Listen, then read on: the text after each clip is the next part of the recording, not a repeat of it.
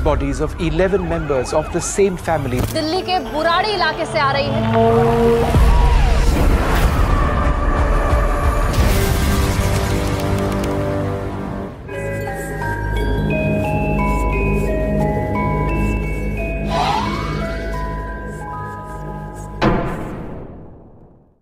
Hai guys, welcome back to my channel. Nama aku Rio, and this is The Mirror. Oke guys, entah kenapa aku sangat excited untuk membahas video kali ini, karena ini ceritanya bener-bener horor dan serem banget. So, beberapa hari yang lalu di Instagram aku ngeliat salah satu postingan dari akun potongan film, yaitu sebuah trailer dari serial Netflix berjudul House of Secret: The Burari's Dead. Film ini sendiri diangkat dari kisah nyata tentang insiden yang terjadi di satu keluarga, di mana satu keluarga yang beranggotakan 11 orang ini ditemukan tewas di rumahnya sendiri.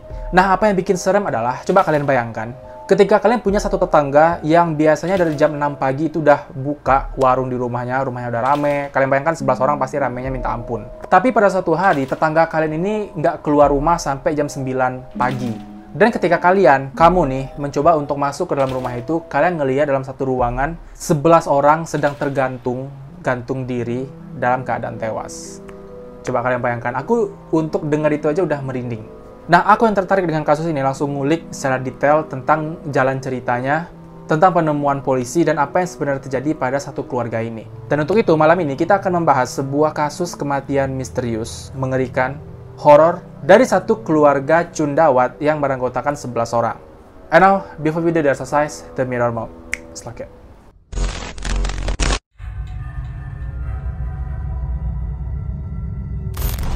Tak kenal maka tak jelas. Untuk itu, sebelum kita masuk ke kronologi kejadiannya, kita kenalan dulu dengan 11 anggota keluarga cundawat. Tapi aku sendiri nggak tahu nih, kenapa keluarga ini dinamai keluarga cundawat. Karena memang salah satu anggota keluarga pun nggak ada yang punya nama cundawat. Jadi kita lupakan dulu aja. Nah, di keluarga ini ada 11 anggota, yaitu Narayan Devi, seorang nenek berusia 77 tahun. Kemudian putrinya Devi Pratibha, berusia 57 tahun. Putranya Bhavnesh Bhatia, berusia 50 tahun. Dan Lalit Bhatia, berusia 45 tahun. Nah, istri dari masing-masing anak ini adalah Savita, berusia 48 tahun, yang merupakan istri dari Lalit. Dan Tina, yang berusia 42 tahun. Kemudian para cucu dari si nenek Devi ini yaitu Priyanka berusia 33 tahun, Nitu berusia 25 tahun, Monu alias Maneka berusia 23 tahun, dan Dhruv alias Dusyan berusia 15 tahun, dan yang terakhir Shivam berusia 15 tahun. Nah, selain 11 anggota keluarga ini, mereka juga punya satu ekor anjing peliharaan bernama Tommy. Salah satu cucu dari nenek Devi, yaitu Priyanka, itu udah tunangan pada 17 Juni 2018 dan berencana untuk nikah pada bulan Desember 2018, tapi gagal karena adanya insiden ini. Nah, satu keluarga besar yang terdiri dari 11 orang ini tinggallah di sebuah rumah 2 lantai di daerah Burari, Delhi, India. Nah, dari semua anggota keluarga ini, Lalit adalah kepala keluarga. Jadi kayak cuma dia itu yang menopang dan menafkahi keluarganya. Nah, di rumah itu Lalit bekerja sebagai bisnis kayu lapis, sementara istrinya Savita itu punya warung kelontong, kayak warung sembako gitu di rumahnya. Dan dari pekerjaan inilah mereka menghidupi keluarga Lalit, keluarga cundawat. Nah, jadi kebiasaan mereka adalah setiap jam 6 pagi, si Savita itu buka warung dan para warga itu belanja di warung Savita untuk keperluan dapur. Jadi kayak beli garam, beli tepung, beli susu, beli minyak. Nah, di mata tetangga sendiri, Lalit dan Savita ini adalah sepasang suami istri yang sangat-sangat romantis. Jadi mereka itu terlihat hangat, damai. Tapi bukan cuma sepasang ini, memang 11 orang dalam satu keluarga ini terkenal baik di kalangan warga. Mereka suka berbagi, mereka sangat ramah, suka menyapa, suka menolong. Jadi benar-benar gambaran satu keluarga yang harmonis dan jauh dari masalah. Mereka nggak pernah kedengaran berantem, mereka nggak pernah kedengaran nyinyirin orang. Pokoknya ini benar-benar satu keluarga idaman gitulah untuk ditinggali. Tapi siapa sangka kalau satu keluarga damai yang bahagia ini pada tanggal 1 Juli 2018 pagi ditemukan sudah meninggal dunia dalam keadaan yang sangat-sangat mengerikan, mengejutkan, menggemparkan, dan sangat-sangat horor. Sekarang kita masuk kronologi kejadiannya.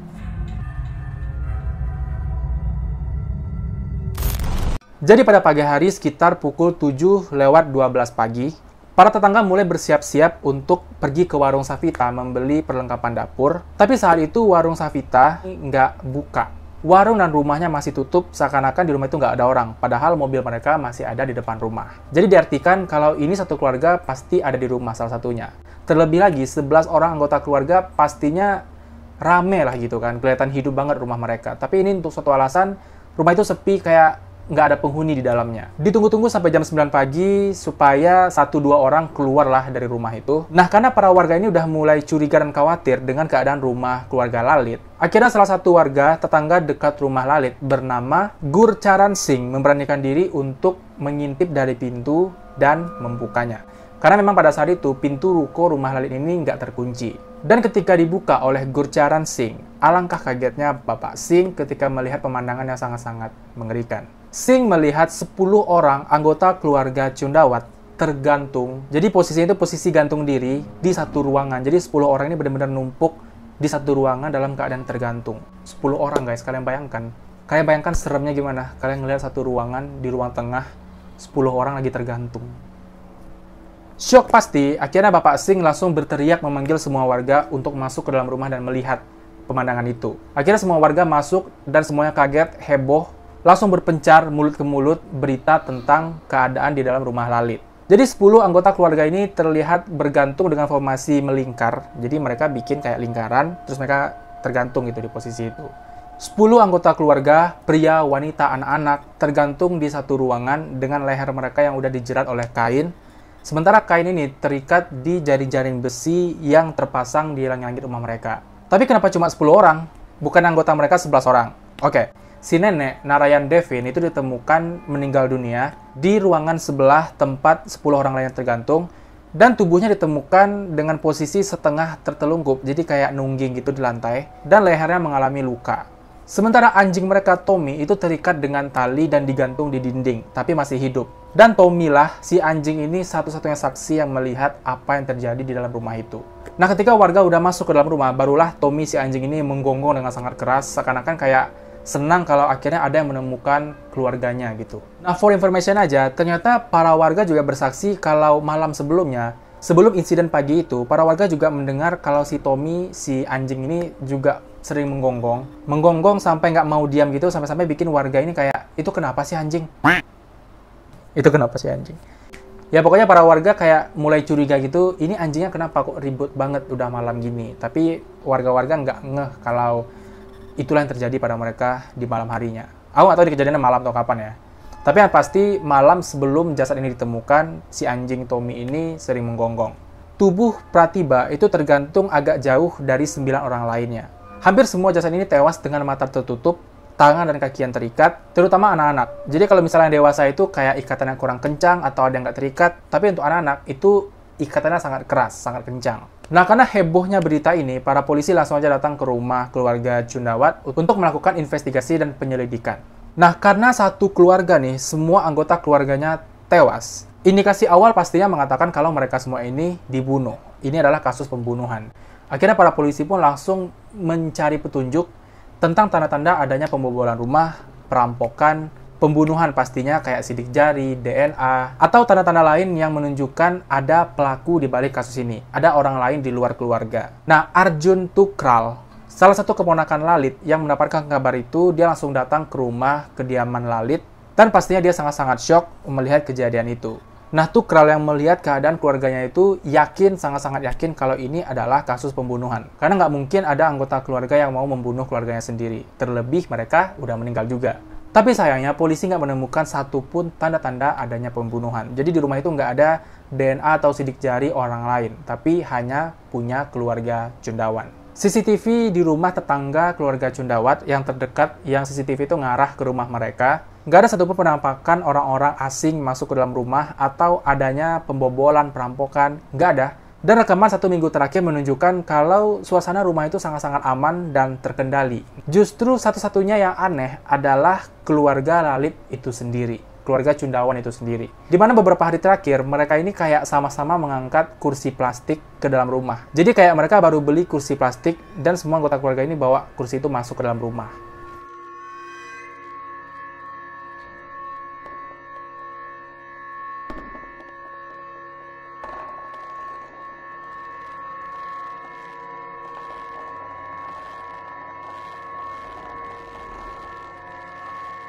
Nah, setelah adanya rekaman CCTV yang keluarga bawa kursi itu, para tetangga pun mengakui kalau memang mereka itu sempat beli kursi banyak dan membawa ke dalam rumah. Para warga awalnya berpikir kalau mereka akan mengadakan acara. Tapi untuk beberapa hari setelah mereka beli kursi itu, nggak pernah ada acara di rumah itu. Para warga pun kayak bertanya-tanya, ini kursi banyak untuk apa? Dan menurut para polisi, jika ingin membunuh seseorang, seenggaknya harus ada 2-3 orang untuk mengeksekusi korbannya dengan bersih. Nah, jadi bayangkan aja kalau ini korbannya itu ada 11 orang, pasti membutuhkan seenggaknya 20 atau 30 eksekutor untuk membuat TKP seperti saat itu.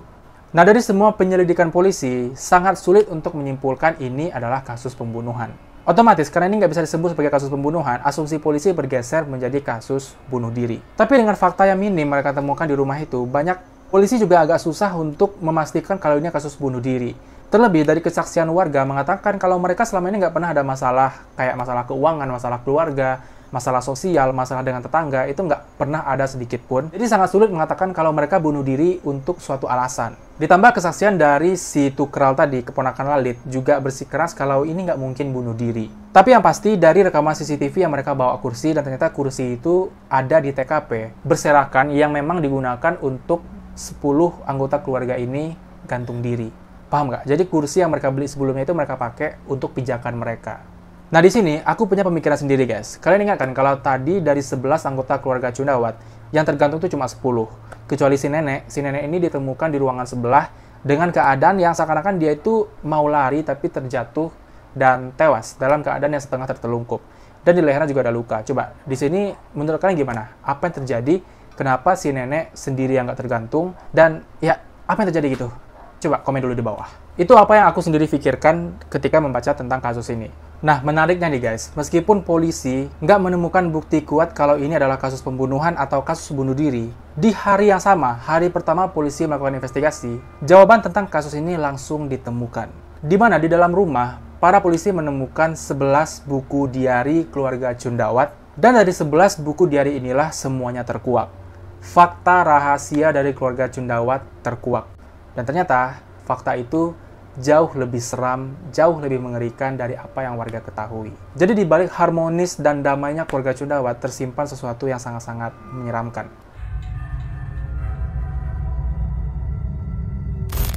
Di dalam rumah, polisi menemukan 11 buku diari yang dari semua halaman 11 buku ini, polisi mengidentifikasi ada 3 jenis tulisan, yang 2 diantaranya adalah tulisan Lalit dan tulisan Priyanka. Dan dari buku diari inilah fakta mengejutkan diketahui, termasuk alasan dari kematian 11 anggota keluarga Cundawat.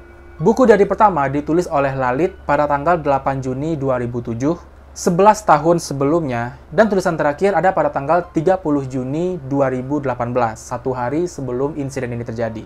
Pada 8 Juni 2007, Lalit mulai menuliskan bahwa semua drama kehidupan keluarga mereka berawal sejak kematian ayahanda tercinta bernama Bhopal Singh pada bulan Februari 2007 karena sakit pernapasan yang cukup parah. Nah, sejak kematian ayah Lalit, kehidupan keluarga berubah drastis, jauh dari keceriaan dan hanya diselimuti oleh duka.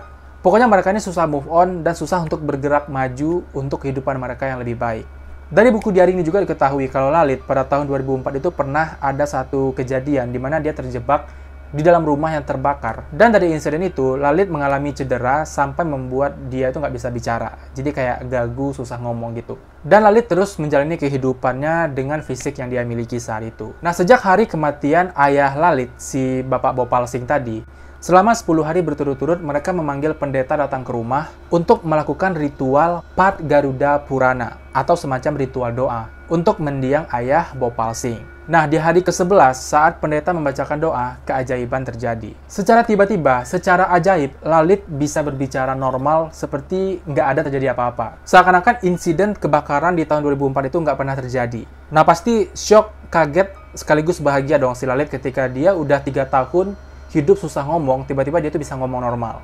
Dan pada saat Lalit bisa berbicara itu, semua anggota keluarga, 11 orang ini langsung ngomong, Daddy Agaye, atau ayah sudah kembali. Nah, Lalit pernah bercerita kepada salah satu pelanggannya, Naresh Yadav, pada tahun 2008, bahwa keajaiban dia bisa berbicara lagi itu karena ayahnya datang ke dalam mimpi Lalit dan meminta Lalit untuk melakukan ritual puja. Dan semenjak Lalit ini sembuh dari penyakitnya itulah, para keluarga ini mulai melakukan ritual. Para warga juga bersaksi kalau semenjak Lalit ini bisa bicara normal, keluarga ini memiliki gelagat yang aneh, nggak normal. Nah, salah satu warga bernama Rita Sharma berusia 62 tahun. Jadi Bu Rita ini tinggal di dekat rumah Lalit, dan dia mengaku semenjak ayah Lalit meninggal, satu keluarga ini suka melakukan ritual yang namanya ritual kirtan. Nah, si Bu Rita Sharma ini sering diundang oleh keluarga Lalit untuk ikut di rumah mereka melakukan ritual itu. Jadi Rita dan anak-anaknya diundang untuk datang ke rumah Lalit. Setiap malam jam 9, mereka akan duduk di dalam rumah Lalit dan melakukan doa bersama pendeta. Durasinya sekitar 15-30 menit.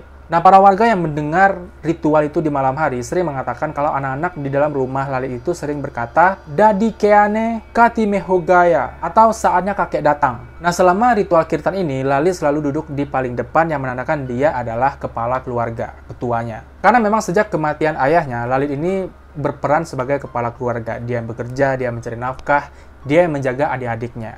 Pada 7 September 2007, nama Bhopal Singh, nama ayah si Lalit ini pertama kali tertulis di buku harian, dan pada tanggal itu dituliskan bahwa roh Bhopal Singh meminta untuk menyimpan foto hitam putihnya. Dan Bhopal Singh meminta keluarganya untuk berdoa supaya menyingkirkan kebiasaan lama dari keluarga. Dan kata-kata itu ditulis dengan tulisan yang menunjukkan kalau itu tuh ketegasan, bahkan hampir memarahi semua anggota keluarga Lalit untuk mengikuti instruksi ayahnya itu. Mereka didikte untuk melakukan rutinitas sehari-hari sebagai cara untuk memperbaiki keuangan keluarga mereka. Dan terlihat kalau catatan itu, buku harian itu sangat berpengaruh besar dalam kehidupan keluarga Lalit. Nah, menurut kesaksian teman-teman dari dua anak di rumah keluarga Lalit, yaitu si Dhruv dan si Shivam, teman-temannya mengatakan kalau dua anak ini nggak seperti anak-anak remaja pada biasanya. Kalau biasanya anak-anak itu suka bermain, suka berhubungan dengan gadget, kayak elektronik, main game. Beda dengan dua anak ini, mereka kayak kupu-kupu gitu guys. Jadi setelah sekolah mereka pulang, jadi mereka benar-benar keluar untuk sekolah, mereka nggak pernah main. Mereka banyak menghabiskan waktu untuk berdoa di rumah. Padahal dulu sebelum si Bhopal Singh meninggal, mereka itu kayak anak-anak normal yang suka main sepeda, suka main kriket, suka lari-larian. Tapi beda setelah kakeknya meninggal dunia. Setiap hari Minggu mereka suka melakukan ritual menyembah matahari dengan mempersembahkan air. Padahal biasanya anak-anak seusia mereka itu nggak pernah melakukan ritual itu. Dan para tetangga juga mengatakan kalau dua anak si Dhruv dan Shivam ini sering mengatakan kepada orang-orang dewasa di dekat rumah mereka kalau paman mereka Lalit itu tiap malam suka kayak kerasukan roh kakeknya gitu. Dan barulah di akhir catatan buku harian keluarga Lalit dikatakan kalau esok harinya mereka akan melakukan ritual bernama Bat Tapasya atau pemujaan pohon beringin, di mana mereka semua bersiap untuk menggantung diri mereka selayaknya akar-akar yang ada pada pohon beringin yang menggantung. Aduh, sumpah aku merinding bayanginnya. Jadi satu keluarga ini benar-benar sefanatik itu dengan roh ayahnya karena kejadian Lalit yang secara ajaib sembuh dari sakitnya itu. Jadi guys, si Lalit inilah pelopor dari adanya ritual di keluarga Jundawat ini. Jadi Lalit ini percaya kalau ayahnya itu datang dalam mimpi dan membuat dia sembuh dan memberikan kayak wahyu-wahyu yang mengatakan buatlah seperti ini supaya kehidupan keluarga kalian itu lebih baik ke depannya, merubah kebiasaan lama. Tapi justru di mata orang-orang normal, mereka itu kayak aneh dan sering melakukan ritual yang sesat. Dibilang sesat karena memang terbukti dengan bunuh dirinya mereka hanya karena pesan-pesan yang dipercaya dari ayahnya Bhopal Singh. Dan ritual sesat ini terbilang sebagai kasus paling mengerikan yang pernah terjadi di India. Nah, salah seorang psikolog mengatakan kalau Lalit sebenarnya mengalami semacam penyakit mental delusi sejak tahun 2004 waktu insiden dia dalam rumah yang terbakar itu. Tapi mereka nggak pernah datang ke psikolog atau memeriksa keadaan Lalit itu ke psikolog karena memang pada masa itu di India datang ke psikolog itu masih tabu dan dianggap orang gila. Karena itulah Lalit terus hidup dengan keadaan mentalnya yang sedikit terganggu. Dan itulah kebenaran dari keluarga Jundawat, insiden dari Buraris Death yang diketahui berdasarkan buku diari keluarga Lalit. Dan kalau kalian sadar nih guys, kasus ini itu punya slogan Secret of 11, rahasia dari 11. Dan kalau kalian ingat dalam kasus ini ada 11 korban yang dimulai sejak 11 tahun yang lalu dan diketahui dari 11 buku diari.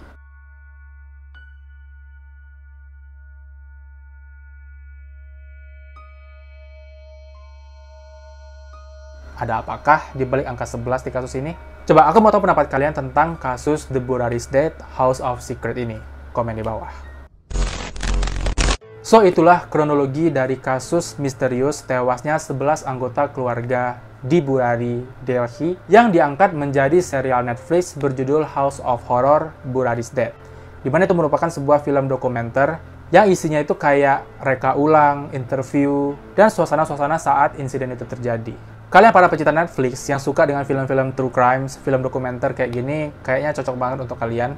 Jadi untuk kalian yang mau tahu lebih detail tentang jalan cerita The Burari's Dead ini, tunggu aja filmnya, tonton di Netflix. Dan kalau misalnya kalian udah nonton, dan kalian tahu nih ada detail-detail yang belum kita bahas di video kali ini, boleh bantu banget share di kolom komentar, supaya lebih lengkap. Dan untuk teman-teman yang nggak punya Netflix, bisa tahu ceritanya lebih detail. So, itu dulu video kita. Seperti biasa, klik like-nya kalau suka, dislike kalau tidak. Subscribe channel ini untuk berlangganan dan klik loncengnya untuk dapat notifikasi kalau ada video baru. Jangan lupa tinggalkan komentar, kritik, dan saran untuk kemajuan channel ini. Dan jangan lupa share video ini ke teman-teman yang lain. Terima kasih sudah menonton, sampai jumpa di video-video selanjutnya. Bye!